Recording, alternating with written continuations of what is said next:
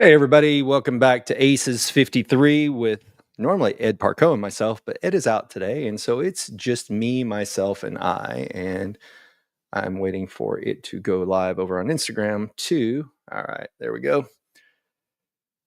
So, this one's going to be an interesting talk. Obviously, no Ed, so there's no way for me to argue with this time.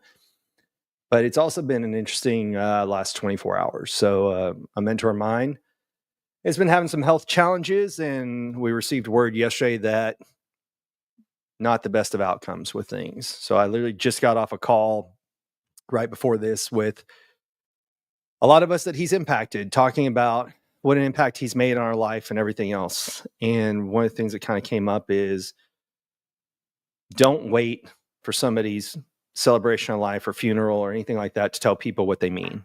And this person hasn't passed, but what I'm saying is, why do we hold on instead of just every once in a while telling people, hey, I appreciate this about you, or, I appreciate what you've done. It's a sad thing when we wait until it's too late for somebody to know how much they meant to us. And that can be in your family life, your romantic life, your business thing. If you have somebody that's helped you, tell them. Sometimes we don't even know what we've done for other people, and kind of how we've impacted them, what it means one way or the other. And so it's kind of sad. We were on this call and we were all talking, and these are conversations that should have been had long in advance, not at the point that you think it might be the last time. And sorry, my notifications are going off here. It's a sad thing to think about. Is we all think that we have plenty of time on this earth. We all think we're invincible. I'll speak from my own experience. I was like, I'm invincible until I became a dad. And all of a sudden a weird mortality thing kicked in where I started thinking like, oh, I have to be around, when you're single, you can be like, oh, okay, well, I got this. And then you're kind of dating somebody and you're like, yeah, I still got this. Not a big deal. If I die, I die, from the Rocky quote. And then as your life changes, so do other things. Then all of a sudden you have people you're responsible for. When I got engaged, then got married, I had to start rethinking on things like, oh crap, okay, now I've got to take somebody else into consideration. And that starts that little changes in your life. And then I had my daughter. And then it's a weird thing. Like, I've never had a fear of heights or anything like that. But all of a sudden, things that used to excite me for a minute, they cause a jolt back. And I think that's kind of to keep us all in saving graces of things, right? Because we need to be around to help the next generation and the people in our lives and everything else. But we don't realize how precious life is on a regular basis until somebody who's impacted our life may not be there soon in the near future. We hear of somebody's diagnosis for something one way or the other, and we don't know as people how to respond to it. So is this one today going to be about business? Nope. This one's going to be about personal. It can be all kinds of things. I've had coworkers who have had late miscarriages, and we don't know what to say to people. And so what people do when they don't know what to say is they go silent. And that's some of the worst things that you can ever do, because now this person already has something that's got shame or guilt, or they don't know why me and all this. And then people go silent on them. And it's because we don't know what to say. There is no right answer on a lot of these things, but you can still offer to be there for someone. And so that's what I think more people need to focus on. And Greg Reed does a great job of this, as he plays what he calls like text roulette. And that is, when he's going through his phone, he'll like zip through his text and he stops and he just reaches out to somebody and will like wish them a good day, tell them something positive about themselves, an impact they've made on him. We need to do that more often. We're so busy playing with the scroll. We're so busy searching, staying with the grind, being busy all the time.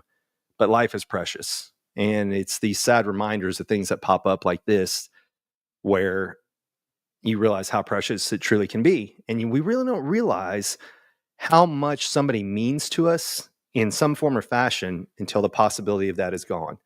And it's human nature to take things for granted. It doesn't make you a narcissist or an a-hole or anything like that. It's just we get so busy in the day-to-day, we forget to pay attention to all the precious moments that are going on a regular basis, or the little things that people have done for us.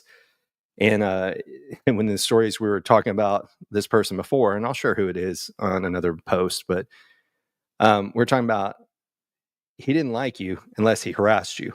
And that's a confusing thing at first. But if anybody doesn't know guy humor, go and watch Gran Torino at the barbershop scene. You can YouTube it. But that shows you how some people are wired. And that is, if they don't harass you, they don't give you a hard time, then they probably don't like who you are as a person. But the point of all that is different people show affection, kindness, whatever you want to call it, different ways. And so just pay attention to how the different people have it. But yeah, going back to, and today will be fairly short just because of the circumstances, but it's take the time to share with people what you appreciate about them before it's too late. We don't know who may end up in a car accident, who may pass suddenly. I was texting with a friend last night and I was sharing about my mentor, and they shared that somebody that they just saw last month went into the hospital on Friday and didn't come out on Saturday. We don't know how much time we have here. And there's several things to think about with that. Number one is, are you doing what you can while you can? That's the first question. Number two is, are you letting people know what they mean to you in any form or fashion? You know, just a simple thank you, I love you, hey, I miss you, whatever it is. We don't know when it might be the last time. You know, are arguments worth it? If you get into an argument with someone, how long do you hold on to the anger? What if the last thing that you said was so harsh and that's really the last thing you said? Would you carry that regret around or not? So just things to think about. And I will say this as a former employee for 21 and a half years of 9 to 5. You know, we throw ourselves into work, especially men being providers. We think, oh, I have to provide more. I'll work longer hours and everything else. But at the end of the day, does that really effing matter? No. It's something we're raised to do. We don't get books, we get titles. You know, for mothers, it's, well, just be a good mom. Nobody explains what that is. For dads, husbands, you know, it's, well, be the provider. What does that mean? Does it mean provide income but not time? How do you find the happy medium? What are you doing? We don't know. We're just given these generic things in life, like go to school, get a good job, get married if you want, have kids if you want, you know, retire and die. That's about it. So one of the questions is, are you searching for what makes you happy versus everybody else? And we all don't have the same path, or whatever you want to call it, to what makes us happy. And that's the danger in advice. I did a story on Instagram the other day with Andy Frisella where he's like, stop asking for advice from people who don't want what you want or haven't done what you want to do. And that's because friends and family, they mean well. They think they're giving you good advice to keep you safe, you know, that they are trying to protect you. But what they don't realize is sometimes protection is holding you back at the exact same time. So take all advice with a grain of salt, listen to everyone, but decide what you want to do or not. I think that's probably one of the funniest things about being a parent is you get advice from everybody. And then you don't even know like what's good advice, what's bad advice, what's somebody just repeating what somebody else has repeated. And so kind of along that line, like do your own research. There's 2 books, and I know I'm ADD and all over the place, but that's what today's going to be. There's 2 books I recommend to anybody who's thinking about when you find out you're pregnant. And one is The Expectant Father, because I didn't know. I just knew, okay, well, the clock started 9 months later, we're going to have a kid. It was a good step-by-step book, but it was just guidance, right? Of what all you can consider doing through all these things. It went through what's she physically going through, what's she mentally going through, and then what would I mentally go through. And kind of a funny one is at one time it said, here in this month, she will start the nesting process. And I came home one day and she's like cleaning out the house. I'm like, what are you doing? She's like, I don't know. So if I'd not had that book, I would have thought, okay, she's going a little bit Looney Tunes here. But the book actually gave me information about it. And then it said, funny enough, at some point you're going to question, is the kid even yours? And I thought, oh no, that can't be legit. But I did. And all of a sudden I started thinking, how do I know it's my kid? I travel for work. You know, there's possibilities. But I would have thought I was crazy too, had I not read that that's just a part of it. So pick up books, take in education from everyone, you know, but make your own decisions on what you're going to do. And that's because, like I said, there is no perfect advice, and we don't know how short life is going to be. So spend more time doing, less time reading and thinking, but always look for input from outside people. You know, like I'm going to end this a little bit early. Why? Because my daughter's upstairs and I'm going to go and we're going to go play Roblox for a little bit. You know, I'm going to go do something with her, because I could stay on here for 45 minutes, talk for an hour. But today's one of those days when you realize 15 minutes with y'all is good. 45 minutes, the next 45 minutes with her is amazing. So constantly look at, are you on autopilot? on so many things. It's human nature to take things for granted. That's why we don't always pay attention. We learn that, okay, well, this is the new norm, and we stop paying attention. So you take this in any area of life. People date until they get engaged and married. And then what's one of the big things that happens is people stop dating each other. Like, not just physically going out on dates, which a lot of people do, especially when you have kids, it becomes tough. You've got to find sitters and everything else. It becomes more of a hassle. So then you end up it's easier to stay in. But what they found is when people make the time to do the things that they originally made them successful in business or romance or whatever, then it helps keep that relationship together. And it's the same thing. The person we're talking about was one of my speaking coaches. And there was a point where I couldn't afford to pay him, but he didn't stop supporting me at the same time. Instead, he was still introducing me to people, and he didn't have to do that. And it could have been that he was just one of those, well, he's not paying me anymore, so now I won't do it. But it's not. He was a guy who he paid attention to how people handled things. And that's something I'm forever grateful for. And I would send him messages every once in a while, like, hey, thank you for doing this for me. I've gotten to share stages with him, and that was kind of a crazy thing because he actually gave me my first time to speak officially as a speaker on a stage. And then here we go. And that was in 2021. And then in 2024, we got to speak on stages together. Actually, it's before that because we all spoke at Greg Reed's Secret Knock. And so it's a weird evolution of life. But instead of thinking, oh, I earned this, I try and go out and go like, hey, I appreciate all your help to get me to this point. Same thing with Janine Driver. That was my actual first ever stage. Was Janine was speaking at an event. Her and I had become friends. And I said, hey, I'm going to buy this ticket. I'm going to buy VIP because I want to come hang out with the speakers and everything else. She goes, no, you're not. I said, I'm not. She's like, let me call you right back. And she called me back. She goes, you're going as a speaker. And so Janine donated 15 minutes of her time to me so that I can get up and see, was this what I wanted to do for a living? So I would not be sitting here had Janine not given up a few minutes of that time. And I tell people that story so often because of two things. One, she didn't have to offer help. Number two, I didn't have to say yes. And far too often we're raised to say, oh, don't accept this, don't accept that, just earn things your own way. No, that's bull. Really, you have to learn to accept opportunities as they come. So anytime somebody offers you something, say yes and figure it out. Now, if you can't really do it, don't commit to something that you can't do. But if there's any way in this world that you can do it, say yes and figure it out afterwards. Because opportunities like those are rare. So when you get them, jump on them. And just like we're talking about with opportunities today, every day, every hour is an opportunity to reach back out to somebody who's impacted your life one way or the other and just say, thank you. I appreciate you. How are you doing? That's one that people have lost so much with. And, you can kind of tell what's going on with people. So there's a person that we used to chat every once in a while, give each other a hard time, and what I paid attention to was the responses slowed. And then they weren't coming, there was no sarcasm, there was no responses. And that was one of the things that started to worry me. And sure enough, it was a symptom of a bigger problem that was going on. So at that point, that's when, should have reached out more.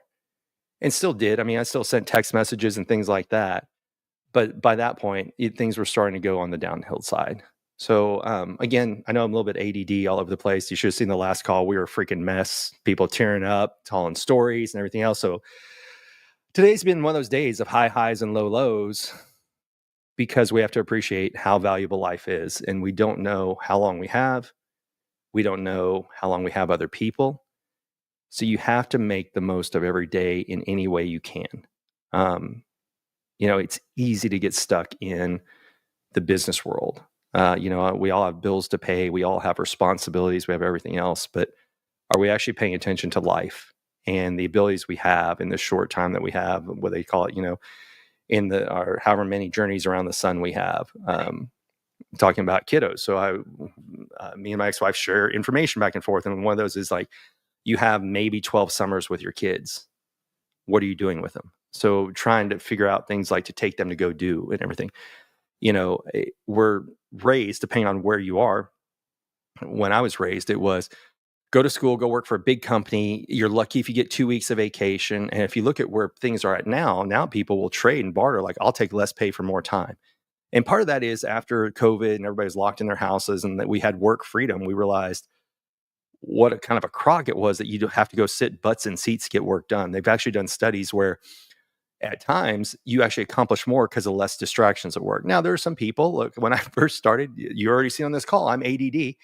And when I first started, like, I would get distracted, like, oh, hey, look, there's a work call. I need to go do laundry, or, oh, hey, there's a work call. I'm going to go do this. And I had to learn what were mannerisms, what were things I could do working from home. But then I became more proficient because there's no having to go to the other room to make copies. There's no having to go do coffee. Like, I can do everything from here. And so it actually streamlined my work. And there's little changes you can make. But just figure out, how can you enjoy more of the time you have here with the people that are in your life one way or the other. So whether it's the friend that you just made last week that you appreciate, whether it's a parent, a grandparent, especially parents and grandparents, as we age, we know what's coming. But how often do we tell people we love them or something that we appreciate about them?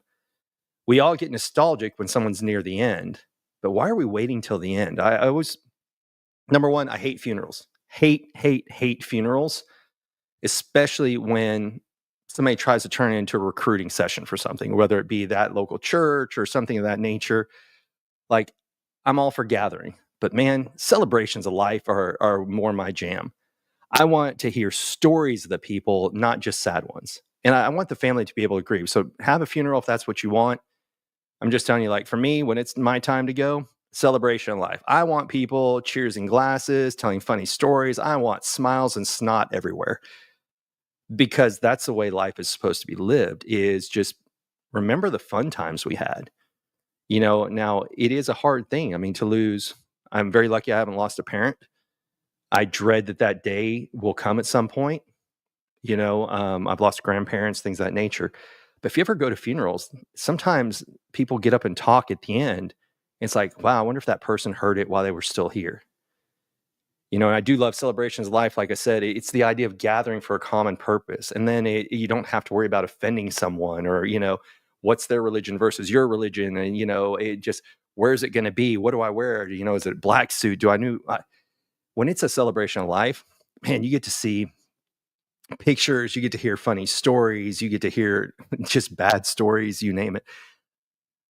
That's why, again, why are we not doing more of that while people are here? And it's hard. I mean, look, I hate being center of attention too. I know that sounds weird for being a speaker, but like, I hate when birthday parties come and the waiters and waitresses have to sing to you, but part of that is enjoyment of the event and at the moment. But you kind of just sit there and go, hey, the whole time that they're singing happy birthday.